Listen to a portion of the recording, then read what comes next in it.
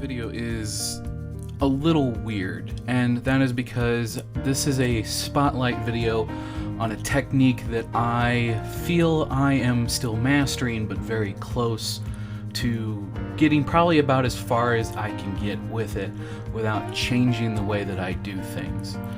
So what exactly are we doing today? Today I'm going to be sharing with you a skill that I have developed where I use dry brushing to lay down our initial tones and then use edge highlighting with glazes to get a perfect edge. And what this does is it allows us to have very nice bright edges on fabrics and then fade them in. Now, why is this important?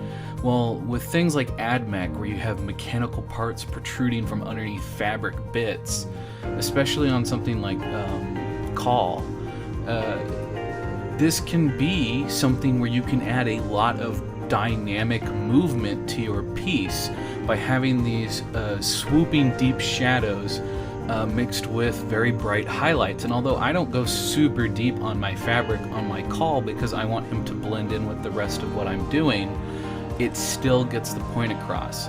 So that's kind of what we're doing with today's tutorial, and I hope you guys enjoy what we're going to share with you today, and thank you guys for all the love and support.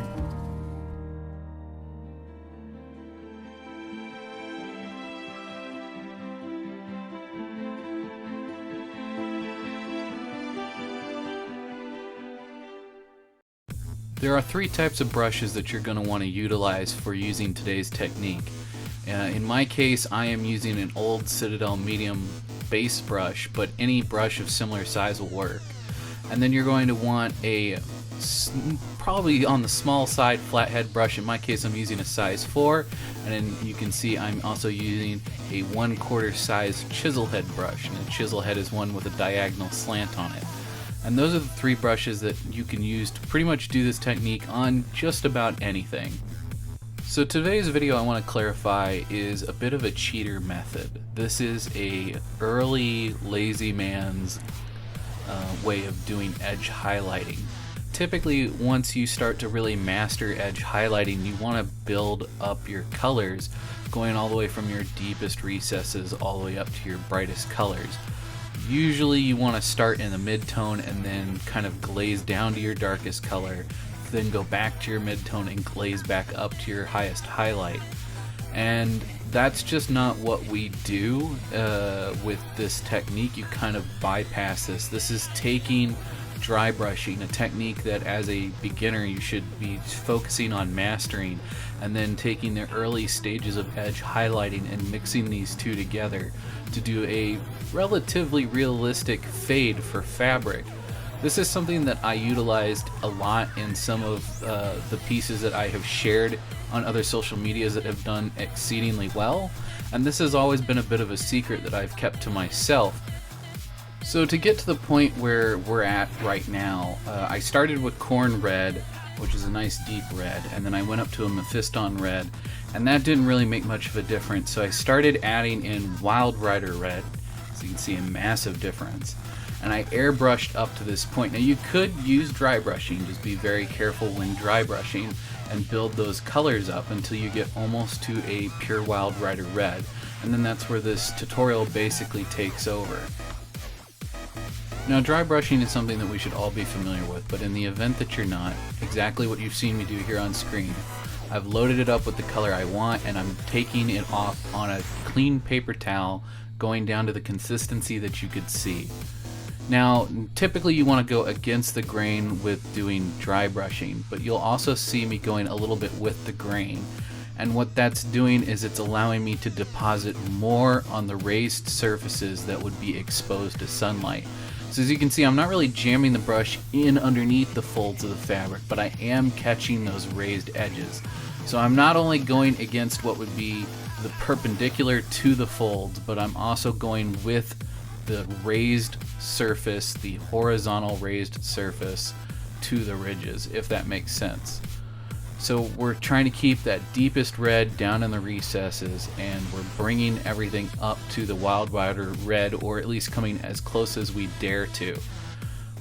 You can go a little overboard with this step and be okay, but you do want to be a little bit careful. That's why you can see me being so retentive with how much paint I'm taking back off the brush every time I start the dry brushing process over again.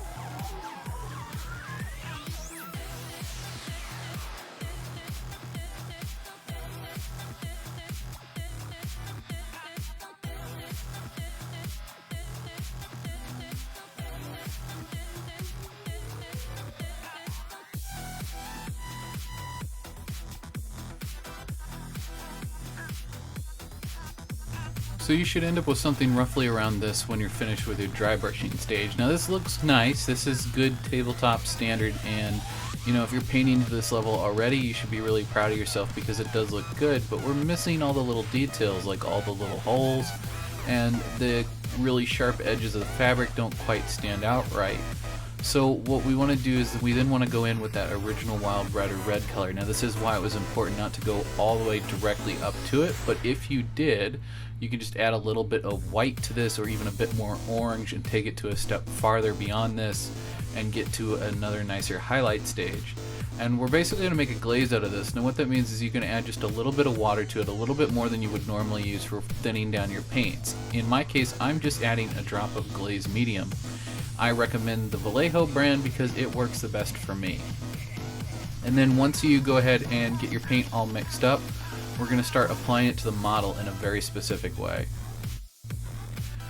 So you want to go in and you want to pick out all of the edges that would be the most exposed to light and a little bit of the opposite side. So as you can see here, I'm really filling in that one side on the inside edge of the cloak, and then on the other side I'm sticking to just the edge and doing a very thin edge highlighting. And what that's going to do is it's going to add to the way that it looks when it comes to the light falling against the model. Now a way that we can really help to pick everything out is we can go along the whole bottom edge of the cloak and edge highlight the cloak the same way you would normally edge highlight, and that starts to bring that GW, that Games Workshop heavy metal feel back into this while still having this really nice high quality look to the fabric. And you want to go in and you want to pick out all of these nice really sharp folds, and you want to try and keep your lines as thin as possible. Now if you have shaky hands, that's okay, just do your best. If you got to make the line a little thicker, you want to have a relatively similar thickness to all of your lines. So if you got to put on one line a little thicker but you've kept all the other ones in the similar area kind of thin, go back in and thicken those lines out. You want this line work to all be very similar. And again, you just want to go through and pick out all of these really nice sharp edges and get them nice and bright and completely change that color from the reddish tones that we have more toward the orange tones of the Wild Rider red. Again, this is another good reason if it's not quite bright enough for you, you can go back in and you can add a little bit more like Jericho orange, or if you don't have Games Workshop, I would consider it to be like a pumpkin color orange.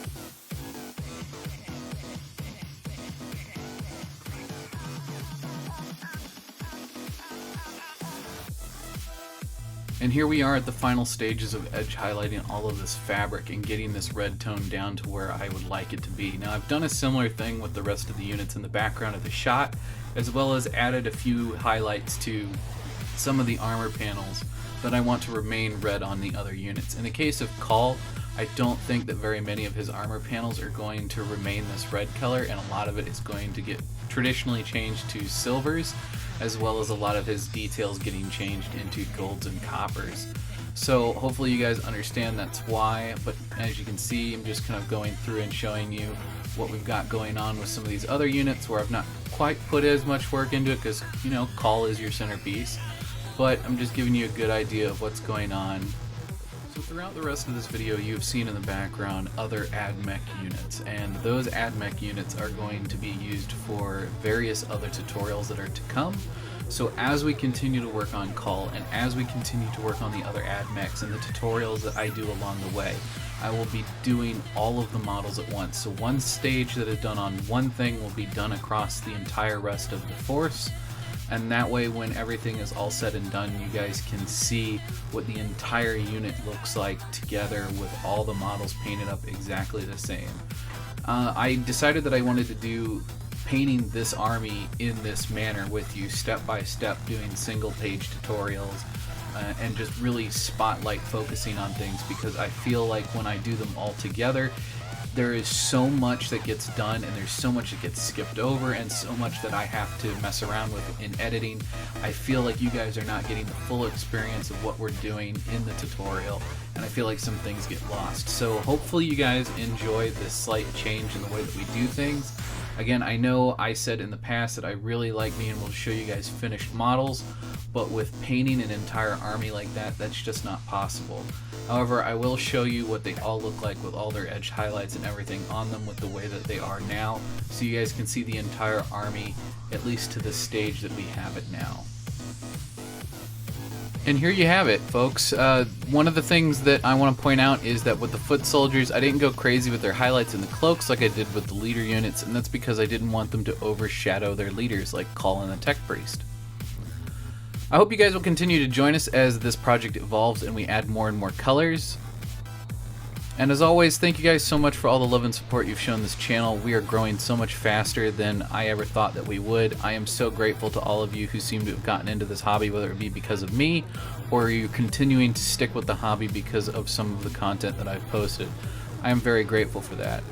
If you'd like to help support this channel, there's a really great way to do that in the link tree that'll be linked in the description below. However, if you don't have a monetary ability to support the channel in that fashion, there's a really great way that you can support us for free by just sharing us around with your various hobby groups that you're a part of, or any friends that you might think would find this interesting.